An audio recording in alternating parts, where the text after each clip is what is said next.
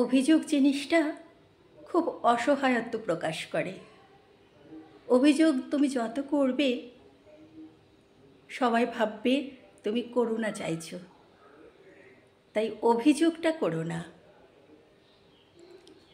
আজকের দিনে ছাত্রছাত্রীরা, তোমাদের এখন সামনে বিরাট পথ। চেষ্টা করো নিজেকে সুপ্রতিষ্ঠিত করা। বাবা মাকে দোষারোপ করো না। প্রতিটি বাবা মাই চান তাদের সন্তান সন্ততিরা এগিয়ে যাক, সেই জন্য তারা যতটা সম্ভব তাদেরকে দেওয়ার চেষ্টা করেন। যেসব বাবা মার হয়তো আর্থিক সঙ্গতি ভালো নয়, তারাও খুব চেষ্টা করেন নিজেকে উজাড় করে দেওয়ার জন্য। সারা দিন পরিশ্রম করেন, মা পরিশ্রম করেন, বাবা পরিশ্রম করেন। যতটুকুনি অর্থ তারা উপার্জন করেন তার 3 ভাগ হয়তো সন্তানের জন্য ব্যয় করেন। এটাকে বুঝতে শেখো।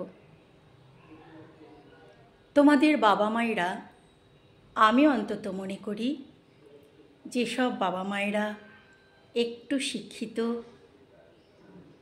তো সন্তানদের কাছে কিন্তু সেটাও একটা অ্যাসেট, সেটাও সম্পদ। মনে করো তুমি অনেক পেয়েছো, শিক্ষিত মা বাবা পাওয়া এবং তোমার চাহিদাটুকুনি পূরণ করার সামর্থ্য যদি তোমার মা বাবার থাকে, তাহলে তুমি মনে করবে নিজেকে লাকি। তুমি অনেক কিছু পেয়েছো, সেটুকুনিকে কাজে লাগিয়ে এগিয়ে চলো। সময়টা কিন্তু খুব কম। এই অল্প সময়ের মধ্যে তোমাকে অনেক কিছু করে নিতে হবে। তুমি যদি ঠিক সময়ে ঠিক জিনিসটা না করতে পারো, সামনের দিনগুলো কিন্তু চলা খুব কঠিন হয়ে যাবে। অভিযোগ করে তুমি কিছু করতে পারবে না।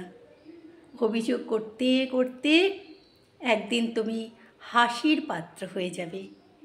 তাই অভিযোগটা বন্ধ করো।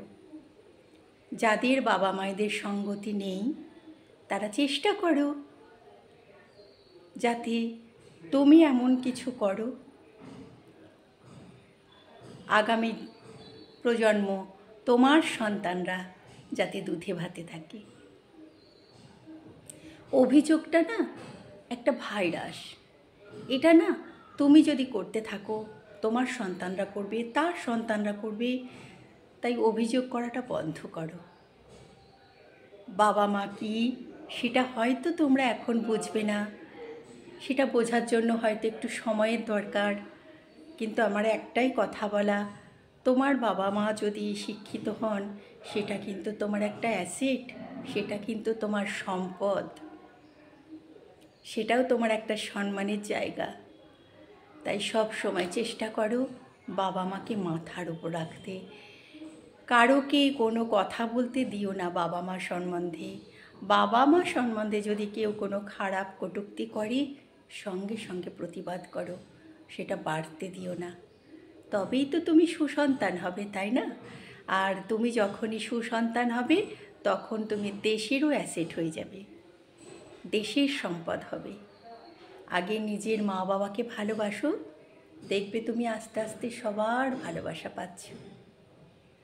তোমরা মনে করছো এটা অ্যাডভাইস দিচ্ছি, অ্যাডভাইস না, একটু সচেতনতা। ভালো থাকো, সুস্থ থাকো, এটাই আমার কামনা। আমাদের মতো বয়সে এসে এর থেকে আর কী বা বলার আছে বলো?